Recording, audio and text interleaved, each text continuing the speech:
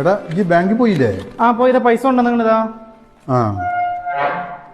ഞാൻ ആ ബാങ്ക് മാനേജറോട് പ്രത്യേകം പറഞ്ഞിരുന്നല്ലോ 100-ന്റെ 200-ന്റെ നോട്ട് മാത്രം മതിയെന്ന്. ഇത് 500-ന്റെ ആണല്ലോ കൂടുതൽ, പൈസയും കൂടുതലുണ്ടല്ലോ. ഇവിടെ വരുന്നവർക്ക് കൊടുക്കാനുള്ള 100-ഉം 200 ഇതിലുണ്ട്. അതിനടേ ഇവിടെ വരുന്നവർക്ക് 10-20 കൊടുത്താ പോരെ? അത് പോരപ്പാ. അല്ല ഇജിപ്പോ എഴുതി എണ്ണി ഉണ്ടാക്കി കവറിലാക്കണ ഇപ്പത്തിനാ? ഇതേ നമ്മളെ മൊത്തം പണിക്കാർക്ക് കൊടുക്കാനുള്ള പൈസ ആണ് ഞാൻ എഴുതി കണക്കാക്കുന്നത്.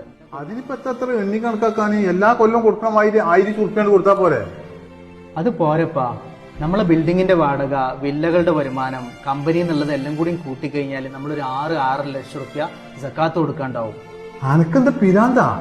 6 ലക്ഷം റുപ്യൊക്കെ സക്കാത്ത് കൊടുക്കേ? എത്ര പറഞ്ഞ്? 2.5% സക്കാത്ത് കൊടുക്കണമെങ്കിൽ ഈ പറഞ്ഞ പൈസ വേണ്ടി വരൂപ്പാ. ഇന്റെ കയ്യ് കിടന്നപ്പോഴേ അന്നെ ഒന്ന് ഏൽപ്പിച്ചത് ഞാൻ കുടുങ്ങിയ.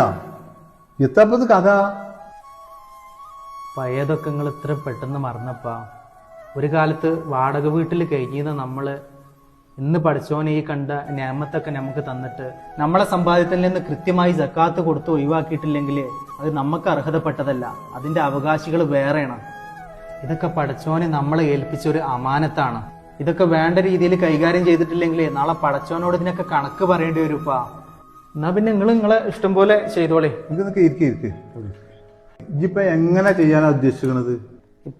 ഈ കണ്ടതൊക്കെ നമുക്കുണ്ടായത് നമ്മളെ മിടുക്കൊണ്ട് മാത്രല്ല, രാവും പകലില്ലാതെ നമ്മളെ വളർച്ചയിൽ കൂടെ നിന്ന നമ്മളെ ജോലിക്കാരാണ്. അവരത്ര നിസ്സാരമായിട്ട് കാണാൻ പറ്റൂലപ്പാ. നമ്മളെ കുടുംബത്തിലെ അത്യാവശ്യക്കാർക്ക് കൊടുത്തു കഴിഞ്ഞിട്ട് ബാക്കിയുള്ളത് നമ്മളെ പണിക്കാർക്ക് ഒരേപോലെ അങ്ങോട്ട് കൊടുക്കുക. ഓരോ മനസ്സ് സന്തോഷമാകുമ്പോ നമുക്കിത് കൂടെ ചെയ്യുള്ളൂപ്പാ. ഞാനിതൊക്കെ കറക്റ്റായിട്ട് എടുത്തു വെക്കാം. നിങ്ങൾ ആ മാനേജറെ വിളിച്ചുകൊണ്ട് ഇന്നെ കമ്പനിക്ക് കൊടുത്തയച്ചേക്കും കേട്ടാ.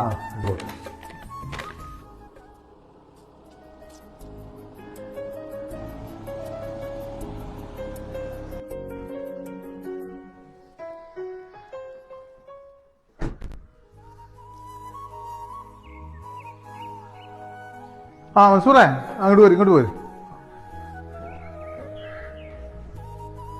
ഞാനേ ഇനിയിപ്പോ ഏതായാലും റമദാൻ കഴിഞ്ഞിട്ടാണ്ട് വരാൻ കഴിയുള്ളൂ. കാര്യങ്ങളൊക്കെ അതിന്റെ ഒരു മട്ടം പോലെ നോക്കിക്കാള്. ഷെഫീഖിന് ഇപ്പൊ എപ്പോഴും അങ്ങോട്ട് വരാനൊന്നും കഴിയൂലല്ലോ, എല്ലായിടത്തും എത്തണ്ടേ. ഇത് നമ്മളെ പണിക്കാർക്കുള്ളതേ എല്ലാവർക്കും എത്തിച്ചാള്. ആയിക്കോട്ടെ. ശരി, ആയിക്കോട്ടെ. ഞാൻ പോയി. അസ്സലാമു അലൈക്കും. വലൈക്കും അസ്സലാം വറഹ്മത്തുള്ളാഹി.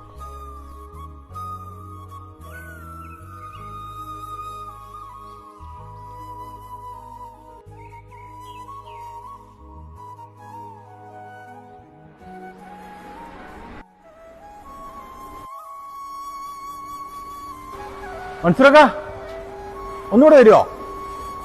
എന്തിയാ? അല്ല, നിങ്ങൾ തന്ന കവർ മാറിയിക്കണ. ഇതിൽ 10,000 ഉറുപ്പിക ഉണ്ടല്ലോ. 10,000?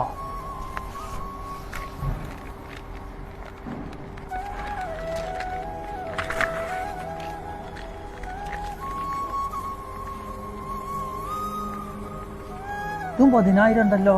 അതാ ഞാൻ പറഞ്ഞേ, നിങ്ങള് മുതലാളിക്കൊന്ന് വിളിച്ചു നോക്കി. ഇത് കവർ മാറിയതാന്നുള്ളതെന്ന് അറിയണല്ലോ. മുതലാളി ഫോൺ എടുക്കണില്ല. ഷെഫീഖിനൊന്ന് വിളിച്ചു നോക്കിയാലോ? ഹലോ. അല്ല, ഞങ്ങൾക്ക് കിട്ടിയ കവറിലിപ്പോ അത് സക്കാത്തിന്റെ കണക്ക് പ്രകാരം നിങ്ങൾക്ക് അവകാശപ്പെട്ട തന്നെയാണ്. ആയിക്കോട്ടെ. ശരി ശരി ശരി ശരി ശരി ആയിക്കോട്ടെ. വലൈക്കും അസ്സലാം. അനീഫാക്ക, ഇത് നമ്മക്കുള്ളത് തന്നെയാണ്. തന്നെ ഞാനേ പെരുന്നാളൊക്കെ എങ്ങനെ കഴിച്ചുവിടുന്നുള്ളൊരു വലിയൊരു സങ്കടത്തിലായിരുന്നു. ഇതിപ്പോ വലിയൊരു കിട്ടലാണ് നമ്മൾ മുതലാളി തന്നത്. ഞാനും തന്നെ ഉപ്പാന്റെയും ഉമ്മാന്റെയും മരുന്ന് വാങ്ങലും ഇനിയിപ്പോ പെരുന്നാൾക്ക് കുട്ടികൾക്ക് ഡ്രസ്സ് എടുക്കലെല്ലാം കൂടി ആലോചിച്ചിട്ട് ആകെ ബേജാറായിരിക്കുകയായിരുന്നു. ഇതിപ്പോ ഒരു വലിയൊരു കിട്ടലായി പോയി. സമയത്ത് ആദ്യമായിട്ടാണ് ഇത്രയും വലിയൊരു സംഖ്യ പെരുന്നാൾ പൈസ ആയിട്ട് നമുക്ക് കിട്ടുന്നത്. അതന്നെ. ഏതായാലും മുതലാളിക്ക് അള്ളാഹു നല്ല ബർക്കത്ത് കൊടുക്കട്ടെ. ഇവരൊന്നും കോടീശ്വരന്മാരാവാൻ വേണ്ടിയിട്ട് ജോലി ചെയ്യുന്നവരല്ല. അന്നന്നത്തെ ജീവിതത്തിന്റെ രണ്ടറ്റങ്ങളെ കൂട്ടിമുട്ടിക്കാൻ പെടാപ്പാടുപെടുന്നവരായിരിക്കും. അർഹതപ്പെട്ടത് അപ്രതീക്ഷിതമായി കയ്യിലെത്തിയപ്പോൾ മനസ്സിൽ നിന്നറിയാതെ വന്ന പ്രാർത്ഥനയും മുഖത്ത് വിടർന്ന ആ പുഞ്ചിരിക്ക് എത്രയെത്ര അർത്ഥതലങ്ങളാണുള്ളത്.